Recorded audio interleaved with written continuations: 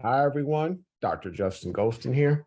And today we're going to begin with discussing some Web3 and blockchain use cases. We're also going to discuss the Internet of Things, how the Internet of Things is going to impact Web3, as well as artificial intelligence. So as you can see, we have a number of different use cases, and we're going to try to keep this down to 20 minutes. So as far as we get within this 20 minutes, those 20-minute increments, we'll pick back up on the next use case in the next video. So as we begin, we know that blockchain is the foundation, it's the engine that powers cryptocurrencies. So there's going to be a number of things that blockchain and Web3 is going to provide in terms of currencies. We have seen where a number of people in emerging economies, especially in countries in Africa, they can't bank, right? And in some countries, women aren't allowed to use banks. So blockchain is going to provide the utility, the option for individuals to save their currencies and to trade cross-border, right? So also within certain countries, the dollar, the native dollar is not stable. A lot of countries are facing inflation at this given point in time. So cryptocurrencies, especially stable coins, actually assist in fighting inflation in some countries. I will say that stable coins and not the highly volatile cryptocurrencies that some people like to trade. In terms of exchanges, so within exchanges, you are able to trade from Bitcoin to stablecoin, trade from Ethereum to stablecoin, so that you can have more of a stable currency in your given countries. In terms of finance, we know that decentralized finance is one thing that is emerging around the world. Within the United States, they are looking to regulate decentralized finance and stable coins. Now, some people disagree that the government should not intervene, but I think that it's too much of the Wild West when it comes to anyone can create a token, and in my opinion, that is not a good thing. And also in the real world, trading bots are commonplace, commonly used within the stock market, within the crypto markets. A lot of bots are being leveraged, and that's where artificial intelligence is going to come in within the Web3 space. In another video, we talked about how Altered State Machine is developing non-fungible intelligence. So they are decentralizing artificial intelligence, and that is where we're actually putting the power of artificial intelligence in the hands of the people, not just these organizations that are able to invest large amounts of money on these trading bots within the crypto market, as well as within the stock markets. So artificial intelligence and blockchain so the finance industry was probably one of the first industries that had the true use cases for blockchain. The financial industry has been using artificial intelligence at a low level to a medium level for a number of years.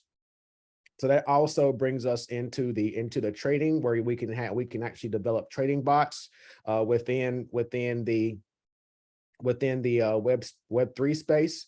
We can actually train the non-fungible intelligence to be trading bots within the Web3 space. As we move on to e-commerce, there are some organizations that are already putting transactions on the blockchain. So every time that we would create we would create a transaction. Those transactions can be written to the blockchain where those transactions are immutable, right? At this given point in time, those transactions are permissioned, where only those organizations, those retailers are able to view those transactions. So in the event that, they get audited or they have to report something, all those transactions are on the blockchain and they're immutable, right? So, and for those who aren't knowledgeable about the immutability, that just means that transaction cannot be tampered with. That transaction cannot be erased. Okay.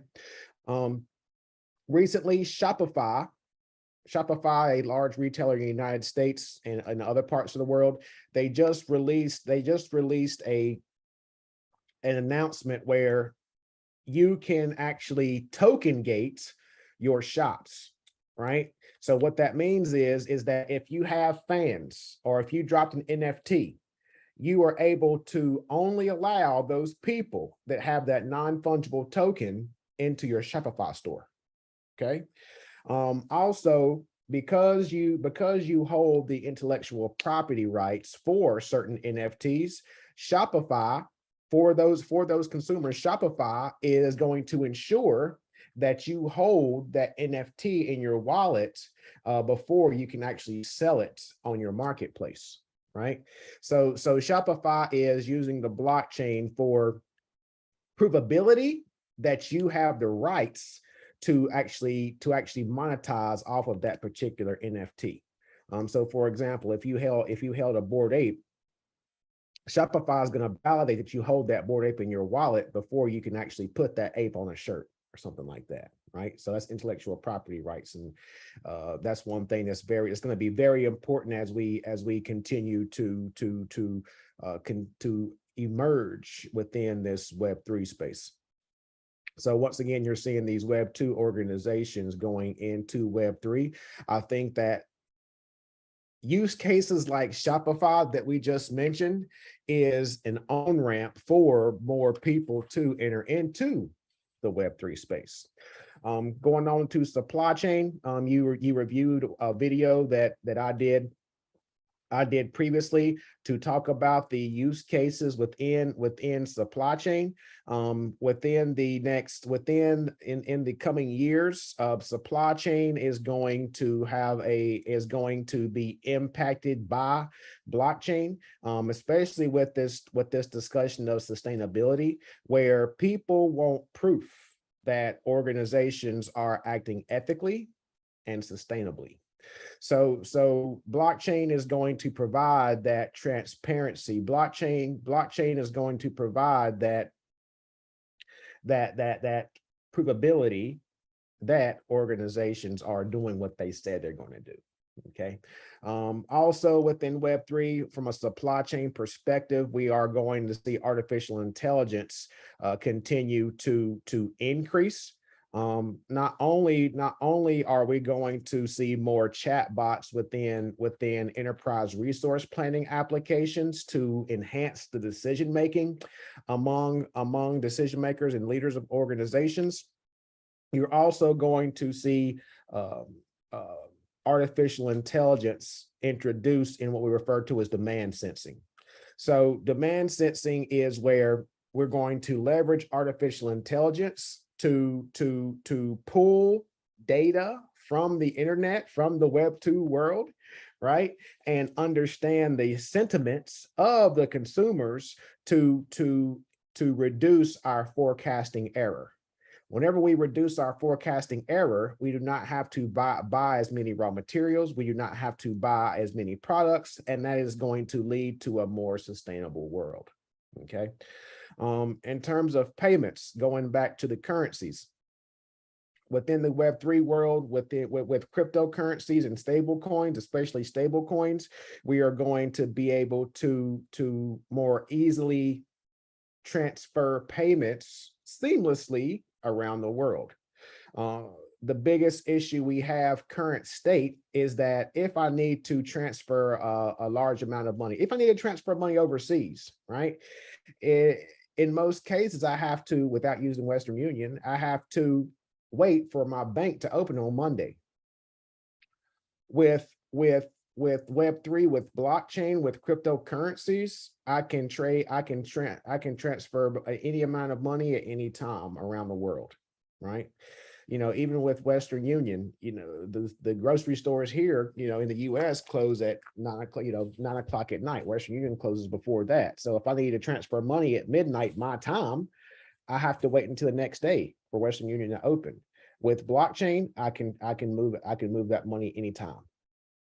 Also, in terms of diamonds and conflict minerals, Tiffany and De Beers are already, to reduce the issue, to combat the issue of conflict diamonds or blood diamonds, they are putting every single diamond that goes into their supply chain network on the blockchain. Okay, so that's one thing that they're doing right now. That is happening right now. So in terms of diamonds and minerals and gold, all of those transactions, from mine to ring, or mine to finger, however you want to put it, every single one of those transactions are going to be uploaded, are going to be written to the blockchain and transparent for provability that is not a conflict diamond. In terms of CRM data, so customer relationship management data, all of that information, all of the communications could be written to the blockchain. If you're looking at it from a organizational perspective, once again, that's going to be a permissioned blockchain where only individuals within that organization can see that data. Another concept that we talk a lot about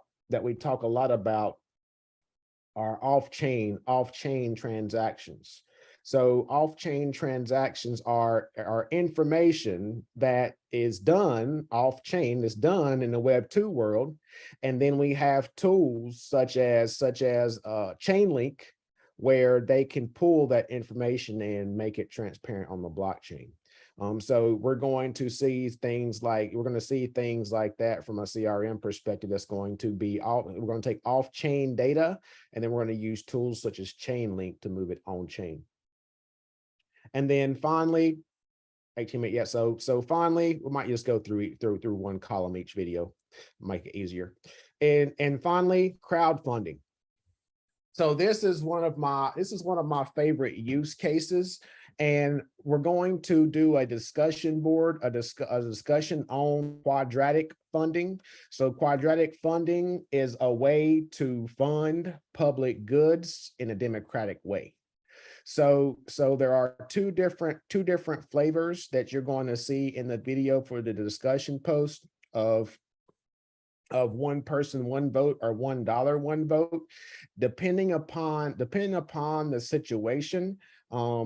One option may be better than the other option. So that is one thing so quadratic funding is one thing I'm very excited about, because all of that quadratic funding is going to be transparent on the blockchain. So you can see where people, what the interest of people are, and two, where they're putting their money at, right?